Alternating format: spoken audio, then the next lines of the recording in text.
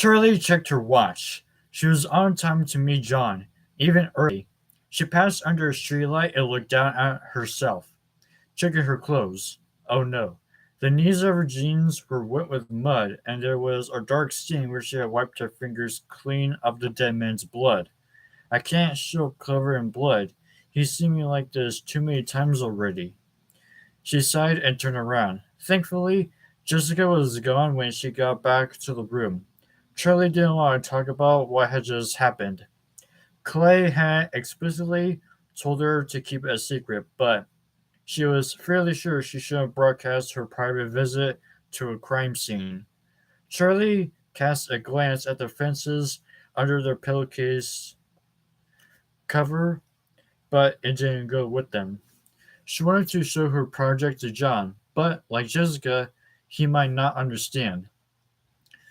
She opened a dresser drawer and stared down at the contents without registering them. In her mind, she saw the body again, its limbs splayed out as if it had been thrown down where it lay. She covered her face with her hands, taking deep breaths. She had seen the scars, but she never seen the wounds of the Springlocks fresh. Now Dave's eyes came to her, the look of shock just before he fell. Charlie could feel the locks in her hands, feel them resist, then give away and snap. That's what happened. That's what I did. She swallowed and slid her hands down to her throat. Charlie took her head like a dog shaking off a wet coat. She looked at the open drawer again, concentrating. I need to change. What is all this? The drawer was filled with brightly colored shirts, all unfamiliar. Charlie stalled, a dim panic seizing her. What is all this? She picked up a t-shirt and dropped it again, then forced herself to take a deep breath. Jessica, they're Jessica's. She opened the wrong drawer. Get it together, Charlie, she told herself sternly, and somehow it sounded like Aunt Jen's in her head. Despite everything that lay between her and her aunt, just imagining her cold, authoritative voice made Charlie a real little calmer. She nodded to herself, then grabbed what she needed, a clean t-shirt and jeans. She dressed hurriedly, then left to meet John. Her stomach fluttered, half excited, half sick. A date, she thought. What if it doesn't go well? Worse, what if it does? As she neared the Thai restaurant, she saw John was already there. He was waiting outside, but he didn't look impatient. He didn't spot her right away, and Charlie slowed her pace for a moment, watching him. He seemed at ease, gazing into the middle distance of a vague, pleasant expression. He had an air of confidence he had possessed a year ago. It wasn't that he's been unsure of himself, but now he looked adult. Maybe it was because he'd gone through street work after high school. Maybe it was what happened last year at Freddy's. Charlie thought it was an unexpected sense of envy, although she moved it on her own to a new home and a new college. She felt as if the experience had left her more a child, not less. Not a cared for or protected child, but one who was vulnerable and bored. A child who had looked under the bed and seen the monsters. John noticed her and waved. Shirley waved back and smiled, the expression unforced. Did or not, it was good to see him. How was your last class? He said by the way of greeting, and Charlie shrugged. I don't know. It was class. How was the rest of work? He grinned. It was work. Are you hungry? Yes, Charlie said deviously. They headed inside and were motioned to a table. Have you been here before? John asked, and Charlie shook her head. I don't get out much, she said. I don't even come out to that town that often. The college is sort of its own little world, you know. I can't imagine, John said cheerfully. No, that's the secret was out that he wasn't in the school, he apparently shed his earlier discomfort. What isn't it a little bit? He searched for words. Doesn't it feel a bit isolated? Not really, Charlie said. If it's prison, it's not one of the worst. I didn't mean to compare it to a prison, John said. So come on, what are you studying? Charlie hesitated. There was no reason not to tell John, but it seemed too soon, too risky to announce that she was eagerly following in her father's footsteps. She didn't want to tell him she was studying robotics until she had some idea of how she could respond, just like with her project. Most colleges make you do a set of classes your first year English, math, everything like that, she said, hoping it would sound like a response. Suddenly, Charlie didn't want to talk about school. She wasn't sure she would keep on a conversation about anything, really. She looked at John and for a moment imagined the spring like wounds on his neck. Her eyes widened and she bit the inside of her cheek, trying to ground herself. Tell me about your job, she said, and saw her own hesitation mirrored on his face. I mean, I like the work, he said, more than I thought I would, actually.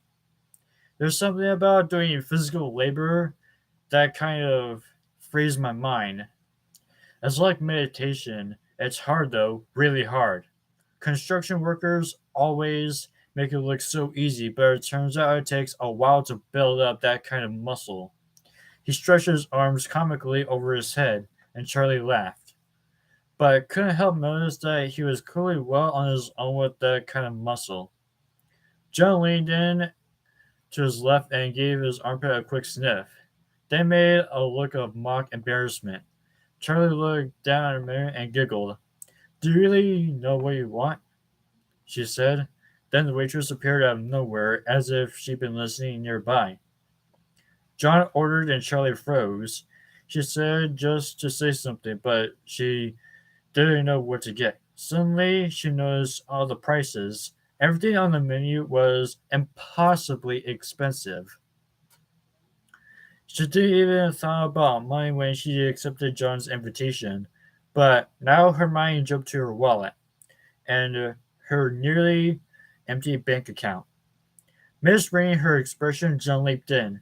If you've never had Thai food, pad Thai is good, he suggested. I should have asked, he said awkwardly. If I'm buying a lady dinner, I will make sure she likes the food. He looked embarrassed, but Charlie was flooded with relief. Buying a lady dinner. No, I'm sure I'll like it, she said. Pad Thai, thanks, she told the waitress, then gave John a mock glare. Who are you calling a lady? She said playfully, and he laughed. What's wrong with that? It just sounds weird, you calling me a lady, Charlie said. So anyway, what did you do all day besides meditate? Well, the days are long, and like I said, I'm still writing, and there's that. It's strange being in a hurricane again, though I didn't mean to put down roots. Put down roots? Like join a bowling team or something, ties to the community, things like that. Charlie nodded. She, of all people, understood the need to remain apart. Why do you take the job here then? She asked. I know they needed people because of the storm, but you didn't have to come, right? People are still building things in other places. That's true, he admitted. To be honest, it was more about getting away from where I was. Sounds familiar, Charlie muttered, too softly for him to hear. The waitress returned with their food. Charlie took a quick bite of the rice noodles and immediately burned her mouth. She grabbed her water glass and drank. Yikes! That's hot, she said. So what are you getting away from? She asked the question casually, as if the answer would be simple. Do you have nightmares too? She held back the words, waiting for him to speak. John hesitated. A girl, actually, he said. He paused, searching for a reaction. Charlie stopped chewing. That wasn't all the answer she'd been expecting. She just swallowed, nodding with self-conscious enthusiasm. After excruciating silence, John went on. We started dating the summer after Freddy's. I told her I wasn't looking for anything serious. She said she wasn't either. Then suddenly, it was 6 months later, and we were serious. I just had started working. I moved down on my own and had this grown up relationship. It was a shock, but a good one, I guess. He stopped, not sure whether he should continue. Charlie wasn't sure she wanted to give him a permission. So tell me about her, she said calmly, avoiding eye contact. She was, and I mean, I'm not dating her, but it's not like she's dead. Her name is Rebecca. She's pretty, I guess. Smart. She's a year older than me, a college student, studied English, has a dog. So yeah, she was alright. What happened? I don't know, he said. Really? Charlie said drearily. He smiled. No. I felt on guard around her. Like, there were things I couldn't tell her, things she just never understood. It wasn't because of her, she was great, but she knew I was holding something back. She just doesn't know what it was. I wonder what it could have been, Charlie asked quietly. The question was rhetorical. They both knew the answer. John smiled. Well, anyway, she broke with me and I was devastated, blah, blah, blah. Actually, I don't think I was that devastated. John looked down, focusing on his food but not touching it. Have you ever tried to tell anyone about Freddy's? John glanced back up and pointed his fork at Charlie. She shook her head. It wasn't just what happened, he went on. I can't imagine telling that story and having her believe me. But it wasn't only that. I wanted her to know the facts of it, but more, I wanted to tell her what it did to me, how it changed me. It changed all of us, Charlie said. Yeah, and not just last year, from the beginning. I didn't realize it until after we'd all gone back, how much that place had just followed me. He glanced at Charlie. Sorry, it must have been weirder for you. Charlie shrugged uncomfortably. Maybe I think it's just different. Her hand was resting on the table beside her water glass, and now John reached out to touch it. She stiffened and he drew back. Sorry, he said. I'm sorry. It's not you, Charlie said quickly. His dead face, the dead skin of his throat. She said she had barely noticed it at the time, overwhelmed by the whole experience, but now the feeling of the dead man's neck came back to her. It was as if she were touching him right now. She could feel his skin, slack and cold and slick with blood. She could feel the blood on her fingers. She rubbed her hands together. They were clean. She knew they were clean, but still, she could feel the blood. You're being dramatic. I'll be right back, she said, and got up before John could respond. She made her way around the tables to the bathrooms at the back of the restaurant. It was a three-stall bathroom. Thankfully, it was empty. Charlie went straight to the sink and turned the hot water on full blast. She pumped soap onto her hands and scrubbed them for a long time. She closed her eyes and focused on the feeling of hot water and soap, and slowly the memory of blood faded. As she dried her hands, she looked at herself in the mirror. Her reflection looked wrong, somehow off, as if it wasn't herself she saw, but a copy. Someone else dressed as her. Get it together, Charlie, she thought, trying to hear the words in Aunt Jen's voice, as she had before. She closed her eyes. Get it together. When she opened them again, she was back in the mirror. Her reflection was her own. Charlie smoothed her hair and went back out to the table where John was waiting for her with a concerned expression. Is everything okay? He asked nervously. Did I do something? Charlie shook her head. No, of course not. It's been a long day, that's all. That's an understatement. She glanced at her watch. Do we still have time for a movie? She asked. It's almost 8:30. Yeah, we should go, John said. Are you done? Yeah, it was really good. Thank you. She smiled at him. The lady liked it. John smiled back, visibly relaxed. He went to the counter to pay, and Charlie went outside, waiting for him on the sidewalk. Dark had fallen, and there was a chill in the air. Charlie watched briefly that she thought to bring a sweatshirt. John joined her for a moment. Ready? Yeah, Charlie said. Where is it? He looked at her for a moment and shook his head. The movie was your idea, remember? He laughed. Like I said, I don't get out much. Charlie looked down at her feet. The theater was only a few blocks away. They walked in silence for a while. I found out what happened at Freddy's, she said without thinking, and John looked at her surprised. Really? What happened? They were tearing it down. Then the storm came and everyone got called away. Now it's just standing there, half collapsed. All the stuff is gone, though. She had seen the question in John's eyes. I don't know what they did with them. It was a lie. Charlotte couldn't tell him what had really happened without telling him how she knew. All those questions held back to the same place, the dead man in the field. Who were you?